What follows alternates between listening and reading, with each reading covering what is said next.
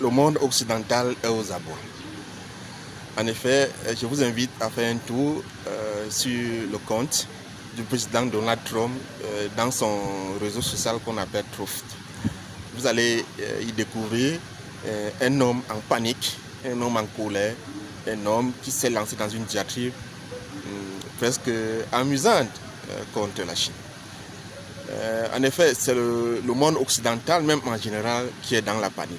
On parle là d'Europe, des États-Unis bien sûr, du Royaume-Uni, du Canada et autres.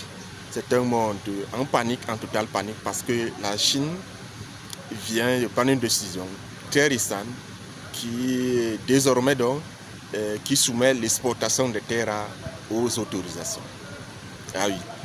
Alors, en effet, les terres rares, pour ceux qui ne connaissent pas de quoi il s'agit des métaux précieux stratégiques indispensables pour le développement de tout ce qui est technologie et industrie de pointe, peu importe le domaine, militaire,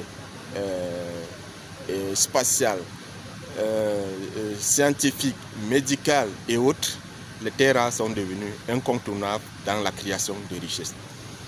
Et c'est la Chine qui maîtrise cette industrie de bout en bout. Alors, vous allez peut-être me poser la question, et les autres ne peuvent pas le faire? Oui, ils peuvent le faire, mais pour rattraper cet écart, il leur faudra au moins 20 ans, ou 20 ans minimum.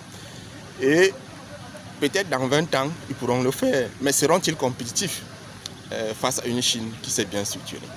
En effet, pendant longtemps, le monde occidental s'est contenté de la spéculation financière et donc de penser de vivre long terme, court terme, je veux dire.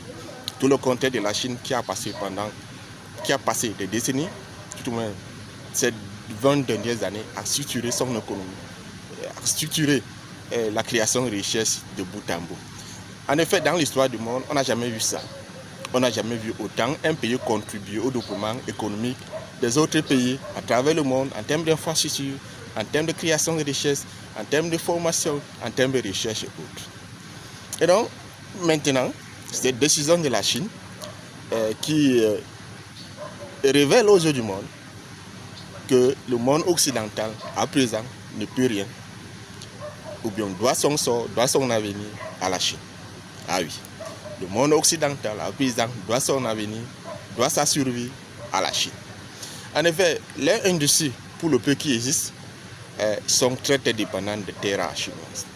Alors, soumettre donc l'exportation de ces terres rares à une autorisation, ça fait craindre, ça crée le